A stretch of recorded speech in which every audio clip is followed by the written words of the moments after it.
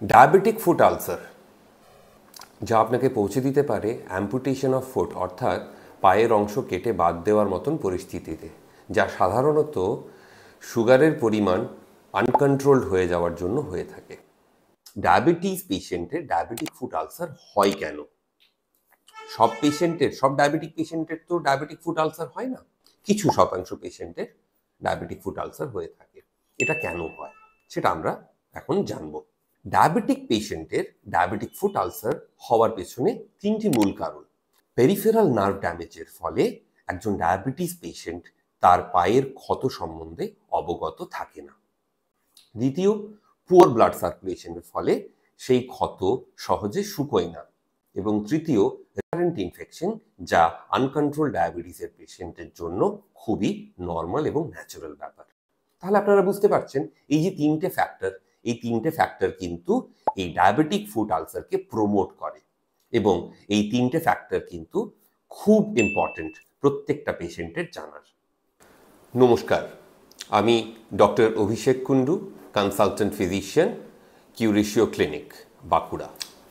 আজকের case study গঙ্গাজল ঘাটি ব্লকের এক প্রত্যন্ত গ্রামের বাসিন্দা শেফালি দেবীকে নিয়ে। উনি গত কয়েক বছর ধরে ডায়াবেটিক ফুট আলসারে ভুগছিলেন।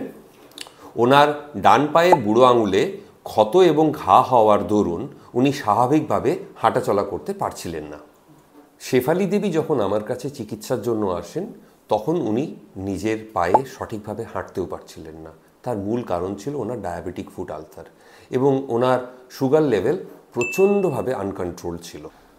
সঠিক ওষুধ এবং একটা সঠিক ডায়েটের মাধ্যমে ওনার সুগার লেভেল আমরা খুব তাড়াতাড়ি কন্ট্রোল করে নিই, এবং তারপর যখন ওনার সুগার লেভেল কন্ট্রোল হয়ে গেল, ওনাকে আমরা একটা হাসপাতালের মধ্যে ভর্তি করি এবং ওনার একটা সার্জিক্যাল ডেব্রাইডমেন্ট করা হয়। সার্জিক্যাল ডেব্রাইডমেন্টের পর শেফালি দেবীকে বেশ কয়েকদিন হাসপাতালে রাখা হয়, তারপর ওনাকে ডিসচার্জ করে দেওয়া হয়।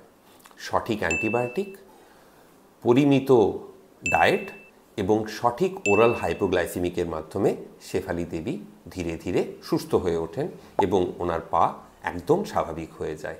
এখন শেফালি দেবী সুস্থভাবে হাঁটাচলা করতে পারেন।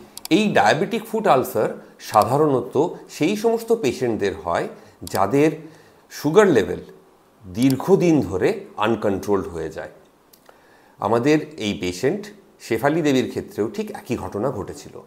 এই ভিডিওটি করার আমার মূল উদ্দেশ্য হলো যাতে করে আমি সাধারণ মানুষের কাছে এই বার্তাটি পৌঁছে দিতে পারি যে ডায়াবেটিস একটি ক্রনিক মেটাবলিক সিনড্রোম, এবং যার জন্য ডায়াবেটিক ফুট আলসারের মতন একটি কঠিন ব্যামো হতে পারে, এবং যার জন্য অ্যাম্পুটেশন অফ ফুটের মতন একটি ভয়াবহ পরিস্থিতির সম্মুখীন সাধারণ মানুষ হতে পারে। তবে ডায়াবেটিস মানেই ডায়াবেটিক ফুট আলসার নয়, এবং ডায়াবেটিক ফুট আলসার মানেই অ্যাম্পুটেশন অফ ফুট নয়। সেটা আমার এই কেস স্টাডি দেখে আপনারা বুঝতে পারছেন। তার মানে আমরা যদি সঠিক চিকিৎসা সঠিক সময়ে করতে পারি, তাহলে ডায়াবেটিস কন্ট্রোল তো হবেই হবে, ডায়াবেটিক ফুট আলসারের মতন একটা কঠিন পরিস্থিতিকেও আমরা নিয়ন্ত্রণে আনতে পারবো।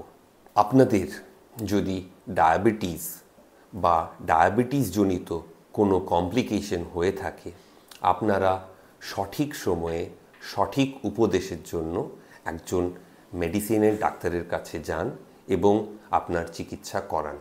তাতে করে আপনাদের এই ভয়ানক পরিস্থিতির মধ্যে পড়তে হবে না। নমস্কার।